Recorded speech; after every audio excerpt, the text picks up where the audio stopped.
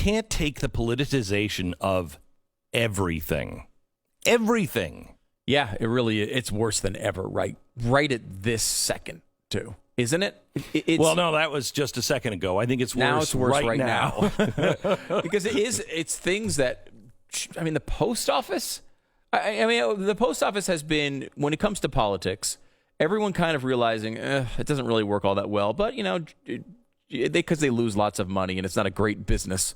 But, generally speaking, you put your mail out there, it gets to the place that it's supposed to go. You'd get the occasional libertarian sort of pushback on whether we should fund it at all. And then that's basically been it for how long? 100 years? Now it's all of a sudden so concerning that they have to come back and vote on it in a more urgent sense than multiple trillions of dollars they let out go out the door a couple months ago. Let me tell you, let me play for you the audio of Chuck Schumer. Trump is undermining our post office. He says he wants to slow down the mail to hurt the elections and make people doubt the results of the election. It's not what he said. It's not even Maybe close to what he said. he's worried he's going to lose. It doesn't matter. Our elections are sacred, and to do this is disgraceful. The postal system is well loved by America. 91% of America approves of the postal system. Which gives me pause. But it's now being 100% undermined. Oh, see, he did the percent by the thing? Postmaster General, a political hack appointee. Okay, stop. I can't do it. I can't do it. Here is Barack Obama on the post office. If you think about it, UPS and FedEx are doing just fine, right? No, they are. I mean, it's the post office that's always having problems. So we have President Obama saying that, but, he fixed. Oh, no, he didn't fix it. No, he didn't fix it. So Donald Trump brings somebody in to fix the post office, somebody who's well qualified to fix the post office. The moving of the sorting machines and the shutting down, that happens all the time in the post office. Yeah. And most of it is not going to happen before the election. They're announcing it now and saying we're doing these things, blah, blah, blah. After the election. And even if it is happening before the election, it's happening in a way where it always goes on. Yeah. This always goes on. They say that ballots are something like 2% of the mail in that time period, which I think the U.S. Postal Service can handle that. There's all these rumors about, well, they've locked postal the boxes in the mailboxes for the Postal Service. It's like, well, that happened because people were stealing mail. It had happened months ago. You go to the other big complaint they have is this ridiculous thing about they're removing mailboxes from around these cities.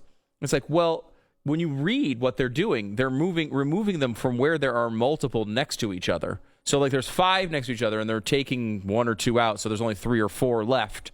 I don't think that's going to overturn the election. I could be wrong. I think it is. You do? Okay. I think it is. Mm-hmm. Yeah. Nancy Pelosi would not just, she was so concerned. She could not call Congress back into session because of COVID. Well, as I understand, COVID is worse than it's ever been. No, it's not. But no, still, it's worse than it's ever been. It's not. But we're the worst in the world, Stu. No, there's no one that will even take our passports now and let people in because we are the worst. Yeah, that's not true. It's the most dangerous. And that's not true. Ever. No. Okay. So she knows this, and that's why she didn't bring the the Congress back. But now, at this very dangerous time, when all of them could die from COVID, this is the time they need it back. And come on, we just outlined why the Postal Service has a 91% approval rating. Because people didn't think of it as political.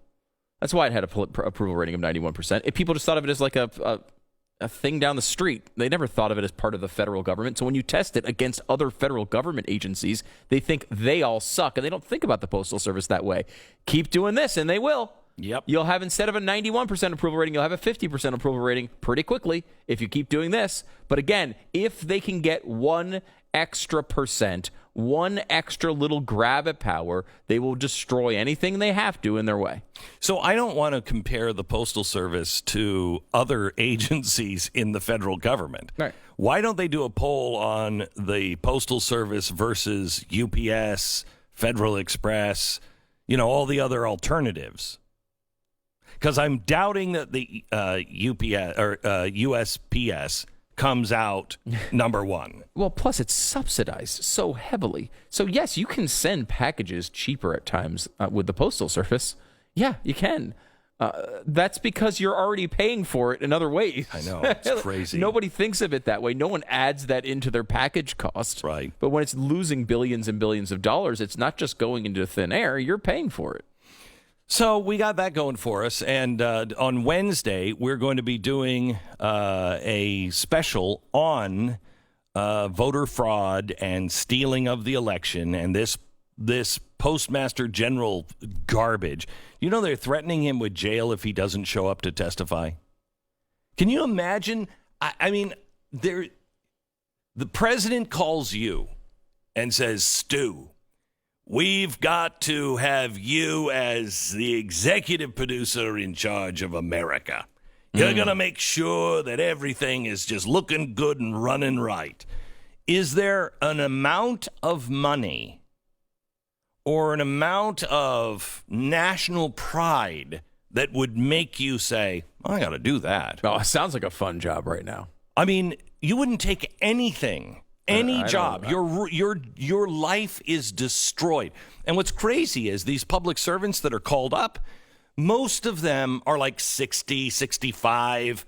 They're being called up. They're at the end of they could be on a golf course, and they're like, you know what? No, I think the Postal Service I could actually do a number on. I could actually help. So they go in for what? To get destroyed publicly for no reason. For no reason. Again, like these career politicians who are almost all of them corrupt. And, the guy who's head of the post office, they're like, oh, he's a political appointee. First of all, that's been common throughout the years. That happens a lot. You're not picking your opponents to go run it. Yeah. You're picking people who like you, which is typical in the government. But he said they're going to have no problem with this. Right. He's not saying that they're going to lose ballots. That's exactly what he said. That's exactly what he would say. There you go. It's exactly what he would say. I mean, and then let me tell you this. You tell me that Donald Trump doesn't want to fix the election. Have you heard now that national elections are being delayed by 4 weeks because of coronavirus? Unbelievable. I mean, in New Zealand. But that's Donald Trump. He's even trying to fix the elections in New Zealand because they wouldn't have done that. Sure, it's the most dangerous pandemic and we're all going to die and our hair is on fire right now. And oh my gosh, I should be quarantined for the rest of my life. It's in New Zealand that they're doing this. Can you imagine if Donald Trump and his administration would say, CDC has told us that we should delay? Well, he did, of course, suggest this on Twitter. And they were very upset about it. Now they're praising New Zealand because New Zealand is acting as an authoritarian government over its people and saying, yes, we have, it started with, I think, 4 cases, but I think it got to 13 before they actually shut things down. And they're delaying elections because of 13 cases. Now, Donald Trump, they keep acting, when he says stuff like that, they are very upset about it, as am I. I don't want our elections delayed. But I don't either. But I don't understand how you can praise New Zealand for their sensible, well-measured response to this. It's because you like her, because she's doing the things that you want, and you don't like Trump. And none of this stuff is honest. That's what the most frustrating part about it is. I know. None of this is honest. But what Schumer just said. Oh. Donald Trump said he wants to slow down. No, he didn't. You wouldn't pass the spending bill. You wouldn't pass the stimulus. In there was money for the post office.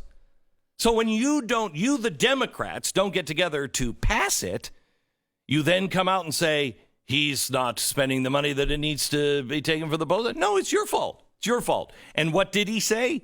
He said, fine, rubbing their nose into it. Fine. Well, I guess if you don't have that money for the post office, because you wouldn't vote for it, you wouldn't pass the stimulus, well, that's good for me.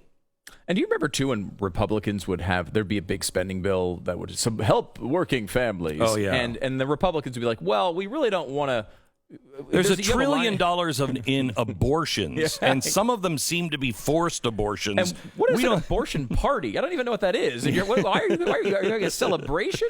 Like, it's all in there. And the Republicans would say, well, we're not going to pass it with that in there. And they'd be like, you are holding up helping working families for your special interest groups and right-wing religious nonsense. Did you see this puppy dog? This puppy dog will be dead by the end of the week because of you. Right. And now we have a situation where millions of people, for nobody's fault, are coming off of a pandemic-related unemployment and are going to lose the money that was going to them. Thousands and thousands of businesses that are barely holding things together are going to go without this money after the government told them they had to close down. This giant spending bill is everyone's talking about it's going to eventually be a reality, but it's all going to happen after these people go out of business. I know. And so they're not coming back to help them. They're coming back to help the freaking post office. Which will never go out of business until never. the United States goes out of business.